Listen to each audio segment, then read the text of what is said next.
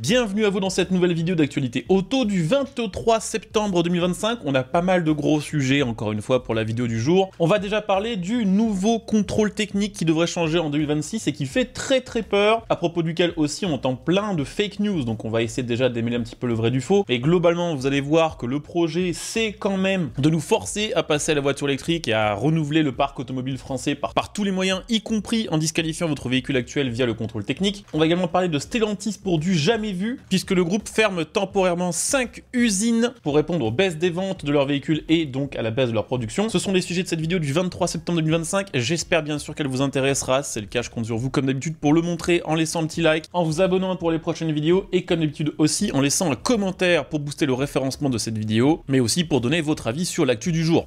On va commencer par parler de l'un des gros sujets du moment, le contrôle technique 2026. Effectivement, il va être renforcé en France à partir de janvier 2026, une réforme qui fait suite au scandale des airbags Takata, qui impose de nouvelles obligations pour les centres, de nouvelles sanctions pour pénaliser les contrôles techniques qui fermeraient les yeux sur certains défauts, et surtout une réforme qui ouvre la porte à de nouveaux points de contrôle sur les automobiles actuelles, et surtout de nouveaux motifs permettant d'empêcher la circulation d'un véhicule via un contrôle technique jugé défavorable pour défaillance critique. Alors il y a des choses qu'on savait déjà concernant ce contrôle 2026, on en avait déjà parlé en vidéo. La grosse nouveauté quand même, c'est que chaque contrôle technique devra vérifier si le véhicule qui fait l'objet d'une inspection a fait l'objet d'une campagne de rappel grave. Si la réparation n'a pas été effectuée, cela constituera une défaillance critique et entraînera une contre-visite immédiate, voire l'immobilisation du véhicule. Le but, c'est tout simplement de faire en sorte que les conducteurs d'automobiles ramènent leur véhicule à chaque rappel important en concession pour qu'il soit modifié. C'est une manière pour le gouvernement de faire pression sur les constructeurs qui n'ont toujours pas tout fait pour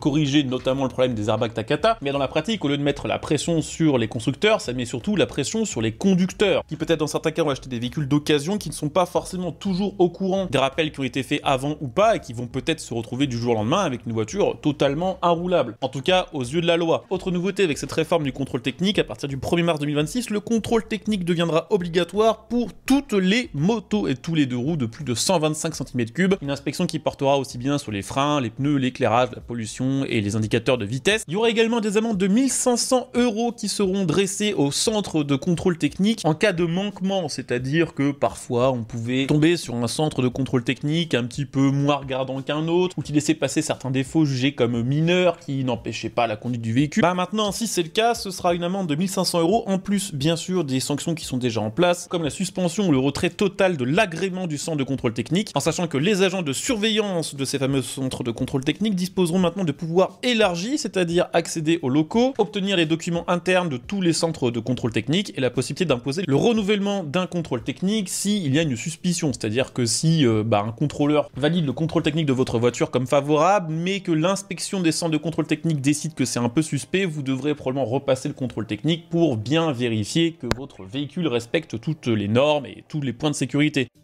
Au-delà de cette réforme française, l'Union européenne pousse actuellement un durcissement plus global et parmi les propositions discutées, il y en a qui font pas mal peur. On sait par exemple que l'Union européenne veut par exemple la mise en place d'un contrôle technique annuel pour les voitures de plus de 10 ans. Je rappelle quand même qu'en France, le parc a une moyenne d'âge de 12 ans qui ne fait que augmenter. Donc en réalité, ce serait la très large majorité des véhicules français qui devraient être recontrôlés tous les ans, ce qui pose problème aussi bien du point de vue du conducteur qui n'a pas forcément envie de payer 90 € de plus tous les ans pour passer au contrôle technique, mais ce qui pose aussi un problème côté contrôle technique parce qu'il y a tout simplement pas assez de centres pour gérer le flux supplémentaire de véhicules qui devraient passer le contrôle technique tous les ans plutôt que tous les 2 ans. L'Union européenne veut également un abaissement des seuils d'opacité des fumées, des émissions de NOx, de particules fines et du bruit, mais aussi et surtout, et c'est probablement là que c'est le point le plus flippant, le refus systématique d'un contrôle technique favorable en cas de voyant moteur, ABS ou airbag allumé, même pour une panne mineure de capteur. Ce que ça veut dire, c'est que ça arrive parfois que sur un véhicule, on a un voyant d'ABS ou d'airbag à cause d'un capteur qui renvoie un voyant mais qui n'empêche pas du tout le système de fonctionner. Ça, c'est laissé libre, on va dire, à l'interprétation de chaque contrôleur technique. Il y en a qui laissent passer, il y en a d'autres qui demandent une contre-visite. Là, ce serait tout simplement terminé. Mais surtout, il y a un projet de durcir les contrôles pour les véhicules anciens et de mettre leur contrôle technique en échec automatique pour des défauts un peu plus courants comme un jeu dans la direction ou la suspension ou une petite fuite d'huile ou de liquide de refroidissement. Alors, c'est pas tout à fait nouveau non plus. Il y avait déjà un contrôle, bien sûr, des fuites, du jeu de la direction et autres, mais c'est pareil, c'était laissé à l'interprétation du contrôleur technique. technique, si on avait un jeu de direction qui était minime, on pouvait écoper d'une défaillance mineure qui n'empêchait pas de circuler avec son véhicule, et c'est pareil pour une fuite d'huile. Si on avait de petits sointements, comme c'est le cas sur la plupart des véhicules anciens, même s'ils ont été bien entretenus, on pouvait sortir avec un contrôle technique favorable. Apparemment, avec cette nouvelle réforme, ce serait tout simplement impossible. Donc là, les derniers points que je viens de citer sont en discussion. Ça va pas être appliqué à partir de janvier 2026, mais on sait qu'en général, quand la Commission européenne veut quelque chose de ces pays, elle l'obtient, et que vu qu'elle n'arrive pas à faire renouveler le parc automobile et à faire passer ses citoyens vers des voitures plus récentes et souvent électriques, via, on va dire, les moyens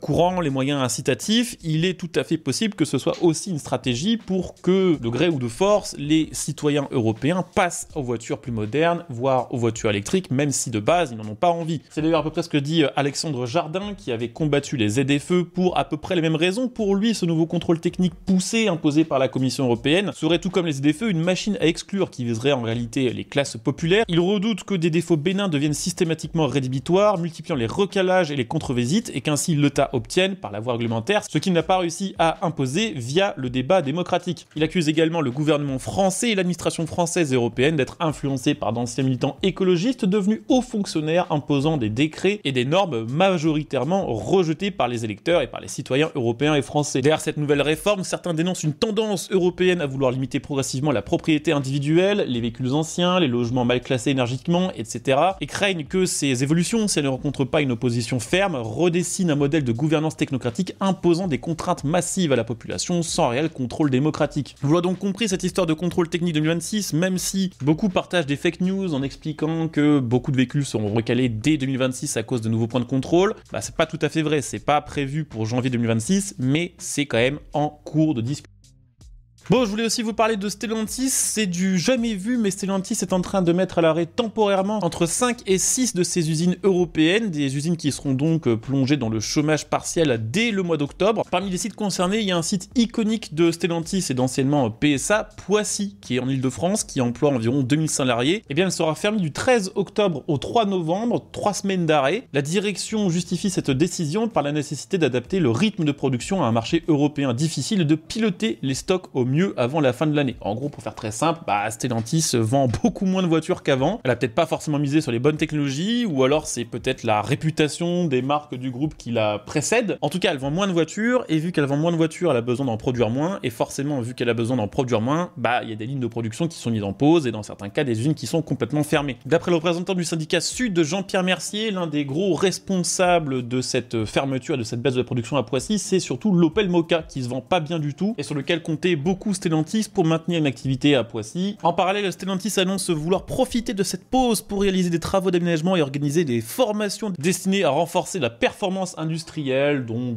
on peut supposer que Stellantis va vouloir que ses salariés soient en capacité de produire plus avec probablement moins de moyens. Parmi les changements déjà annoncés, la préparation des packs batteries des versions électriques de la DS3 Crossback et de la Mokka seront rapprochés de la chaîne de montage, le contrôle qualité sera resserré. Ces annonces interviennent alors que des doutes persistent depuis plusieurs mois sur l'avenir du site de Poissy. Certains syndicats s'inquiètent aussi de la stratégie produit du groupe, notamment du lancement de l'Opel Frontera, modèle moins cher et proche de la Mokka, produite également à Poissy, qui pourrait lui faire concurrence et qui pourrait encore plus fragiliser le positionnement du site de Poissy. Alors sachez quand même que Poissy n'est pas un cas isolé, puisqu'en octobre, d'autres sites du groupe sont également au ralenti et seront soit en chômage partiel, soit complètement fermés. L'usine d'Eisenach en Allemagne, où on y produit l'Opel Grandland, l'usine de Saragosse en Espagne, où on produit l'Opel Corsa par exemple, également celle de Tichy en Pologne, où on assemble du Fiat, notamment la Fiat 500. Une autre usine en Espagne, celle de Madrid, qui est spécialisée dans le Citroën C4. Et pour terminer, l'usine de Pomigliano en Italie, qui produit la Fiat Panda et l'Alfa Romeo Tonale. Globalement, chez Stellantis, et ça c'est quelque chose qu'on vérifie aussi chez la plupart des grands groupes automobiles européens,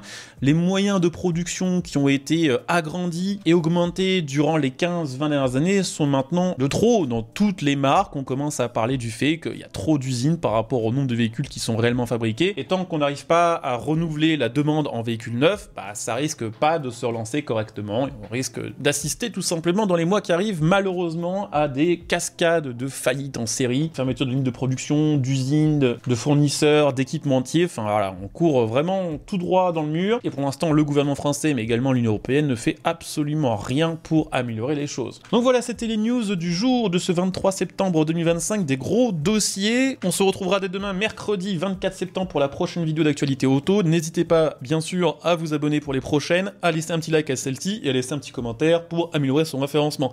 Merci à vous d'avoir regardé cette vidéo. À demain. Ciao.